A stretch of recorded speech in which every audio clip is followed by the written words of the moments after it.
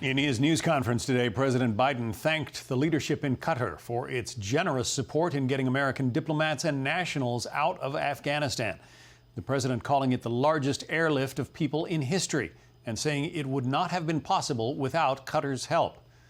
Earlier, I spoke with the Qatari Minister of Foreign Affairs, Mohammed bin Abdulrahman bin Jassin Al Thani, about the evacuation efforts and his country's contact with the Taliban. Your Excellency, thank you for being with us. Fair to say no country has done more for the evacuees from Afghanistan, both Afghani and international, than Qatar. How many approximately have arrived in your nation? Well, thank you very much, John, for hosting me today. Actually, Qatar is participating in the evacuation of the foreign nationals and Afghan nationals out of Kabul, getting them safely in transit in Qatar and then going to their countries or to the third countries which are receiving them. The numbers until today is approximately around 7,000, but these numbers are actually increasing. Tonight we are going to receive also a large number of people, and there are also many of them who've been evacuated in the early days have been already processed and left to either to their home countries or to the US or the third countries that they will be allocated in. As you well know, there are a large number of US citizens and other citizens who are stuck in Kabul. They are not able to reach the airport. Your government has relations with the Taliban. Is there anything that Qatar will be doing in the days ahead, do you think, to try to make it possible for more evacuees to make it inside the airport and then ultimately out of Afghanistan? Well, John, as you know, Qatar has been asked to mediate in the conflict between Taliban and the US and between the Taliban and the Afghan. And we remained an impartial mediator throughout this process, and we maintained the contact with all the parties, which has now helped and served us in helping and supporting different foreign citizens who are living there in Afghanistan. Right now, we are trying to facilitate the movement of the people from their places to the airport and their transportation. Our embassy has been involved in the evacuation process that Qatar is in charge of, which we are doing for some of the media outlets which are operating there, some of the schools which are operating there in Afghanistan. And we are taking the full responsibility for them, taking them to the airport and ensuring their safety throughout the way. And we are trying to facilitate for other countries who doesn't have the access to reach to the people who are there on the ground.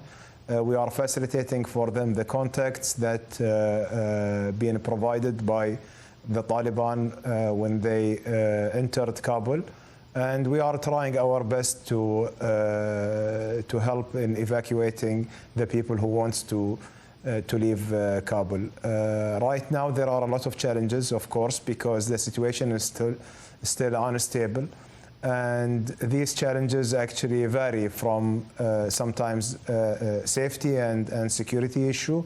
And also, there are a lot of logistical challenges over there. Our Trey Yingst was able to reach the Kabul airport today on a flight that your nation provided, and we thank you for that, because he was able to get a look at the situation on the ground. As you speak now to the American people, what is the most important thing you think they should know?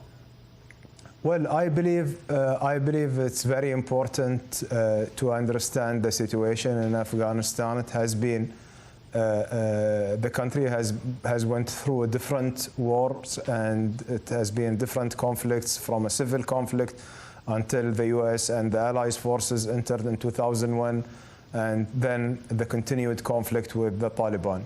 The situation is not, we cannot expect that it will be stabilized in a day or two, and it will take time, and it will need a lot of efforts and international consensus. What I think we have to do right now as an international community, we need to be united in urging the Taliban to engage with the other parties, to have a peaceful transition, to have a power sharing format among the different political parties, that ensuring the representation of everyone and also protecting the basic rights of the people of Afghanistan. And Qatar is calling on Taliban on these matters, and also urging the other countries to call on Taliban on the same matters. There have been forecasts, concerns, I guess, that many of the people who want out of Afghanistan, many of the foreign nationals in particular, might end up in some way being essentially hostages there. Do you have any thoughts on that? Do you believe that the Taliban, because of your government's influence with them, do you believe that the Taliban will essentially let the people go free who want to leave Afghanistan? Well, John, first of all, I think just, to make it clear, we have no influence over Taliban. If we would have that influence, we would be able to reach to a peace deal between them and the Afghan government during that time. But given our contacts with them, and we've been urging them to make sure that they are also protecting the people, especially also the foreigners who are there and the diplomatic missions over there, and not to mistreat them in any way.